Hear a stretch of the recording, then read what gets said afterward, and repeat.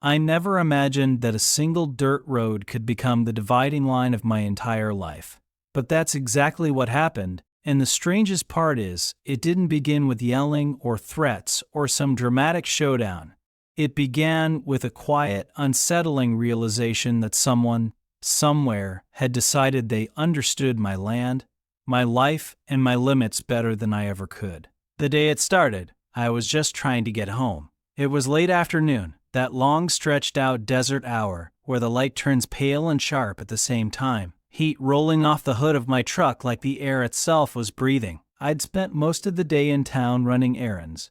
Lumber, fencing wire, concrete mix, replacement parts I couldn't fabricate myself. Nothing exciting, just the routine of keeping a place alive when you're the only one responsible for it. Living alone teaches you something real fast. If something breaks, it stays broken until you fix it.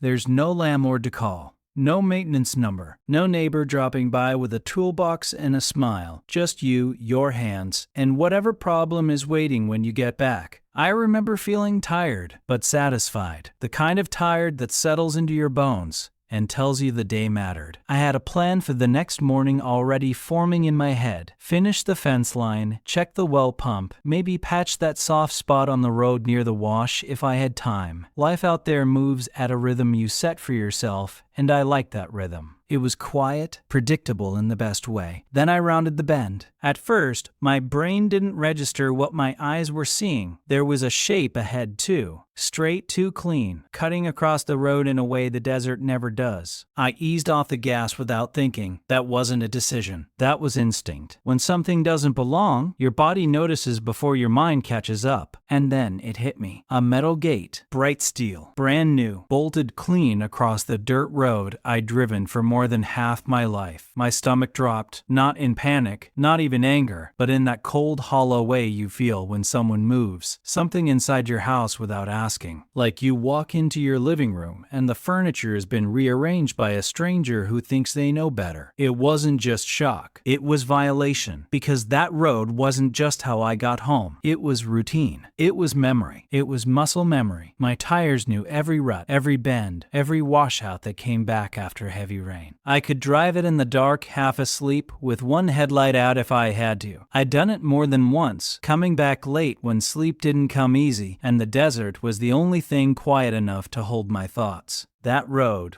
was the spine of my life. My name's Jack Mercer. I'm not a developer. I'm not a politician. I'm not someone who enjoys conflict. I live alone on 40 acres of desert scrub, far enough out that the stars still feel close. The kind of place most people would call empty land. But empty is just a word people use when they don't know the history, when they don't know the work buried under the dust. The road leading to my place runs about 9 miles. Dirt, gravel, rock, stubborn as the land itself. My father and I built it together when I was a kid. He drove an old truck that rattled like it might fall apart at any second, and I'd sit on the tailgate, boots swinging, pretending I was supervising while he dumped gravel and smoothed it out. Sometimes he'd stop, kneel down, scoop up a handful of dirt, rub it between his fingers, and say, "Land knows who earns it." Back then, I thought it was just one of those things dads say, something half poetic, half nonsense. But he meant it. He believed the land kept score, quietly, patiently. I understood it later, after the military, after places where nothing belonged to anyone and everything could be taken overnight, after coming home and realizing the world had moved on without asking if you were ready.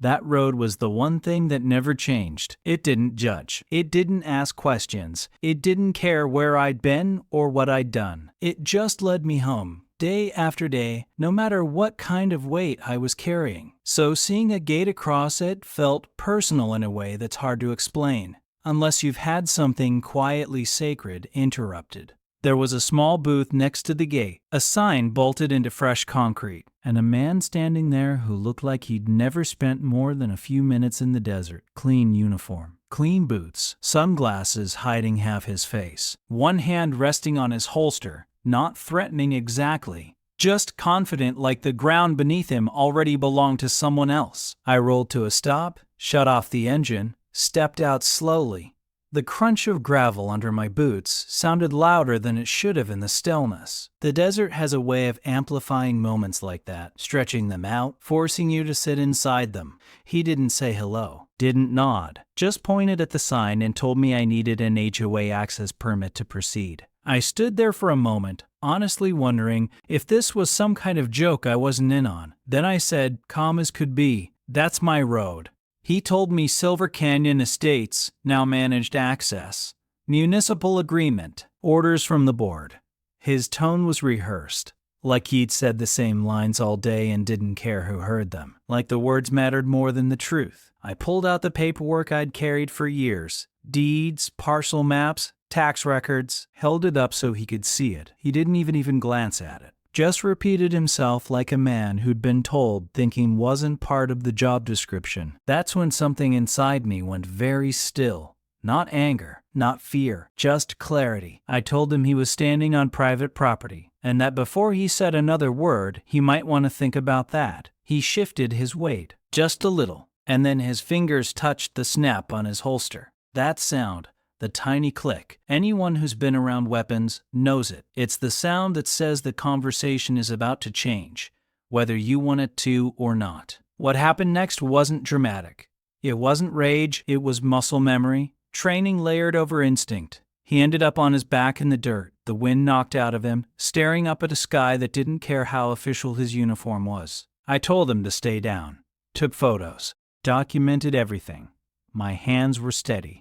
My breathing was steady. I'd been trained for worse. Then I got back in my truck and drove around the gate like it was nothing more than a suggestion someone forgot to explain. As I drove the rest of the way home, my thoughts started racing. Not about the confrontation, but about the planning behind it. Permits, concrete, security, HOA authority. That doesn't happen overnight.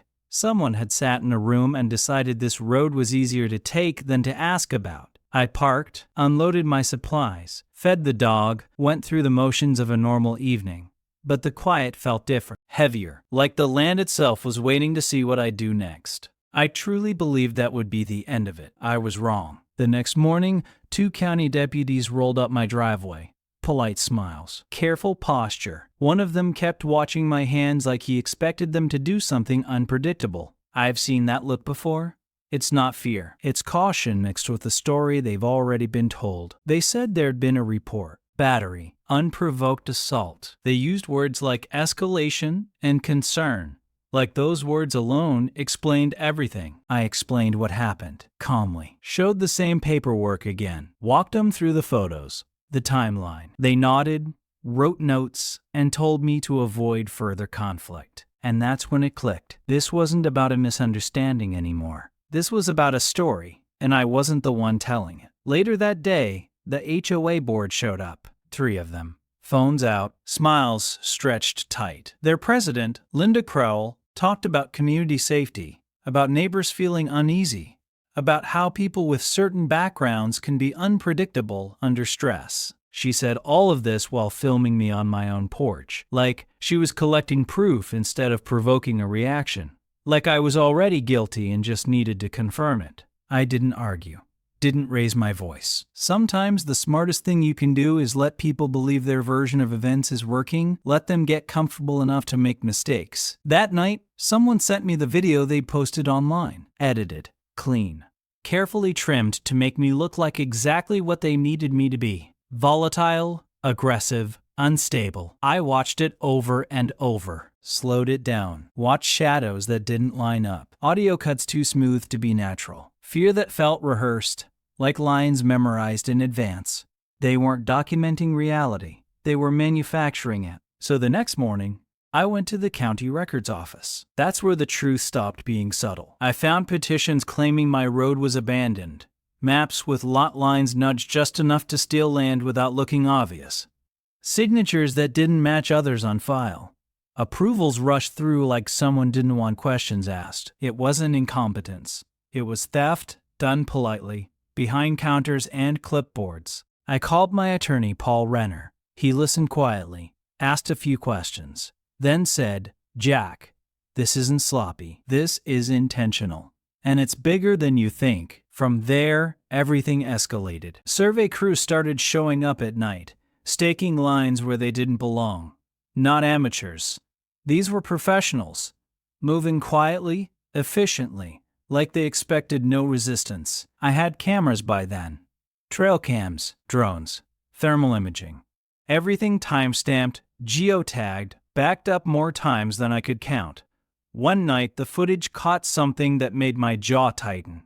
Linda herself, sitting in the back seat of an SUV, dome light flickering on for just a moment as she supervised the work. She wasn't misinformed. She wasn't misled.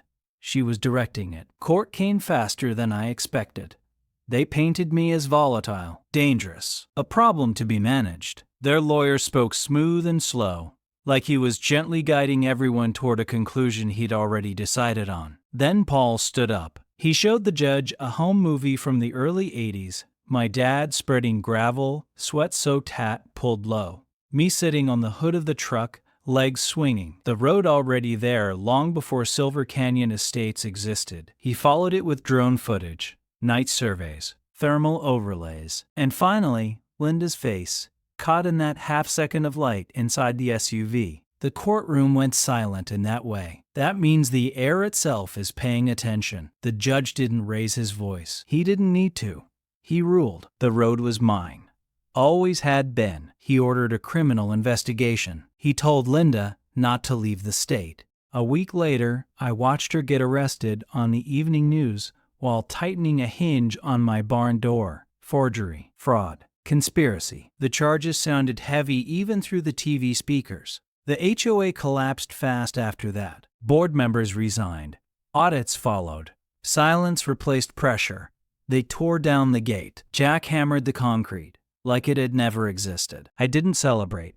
Winning a fight you never wanted leaves a strange quiet behind. When the adrenaline drains, all that's left is the land, unchanged, waiting for you to remember why you loved it in the first place. Eventually, I put up my own sign. Simple, honest, private road. No access. I also built a website, posted everything, evidence, guides, templates, because once people saw it, they started reaching out. Farmers, retirees, veterans, families, all dealing with the same thing, being told they didn't belong where they always had, by people who arrived later and spoke louder.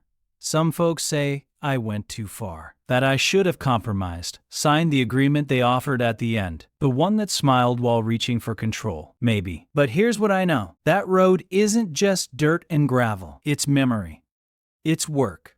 It's proof that some things still belong to the people who build them, who maintain them, who stand their ground when it would be easier to disappear quietly. So let me ask you something. Really sit with it. If someone put a gate across something you built with your own hands and told you it was for your own good, would you back down? Or would you push back? I want to hear what you think. Drop your thoughts in the comments, because stories like this don't end at the gate. They keep going wherever people decide whether to stay quiet or stand their ground.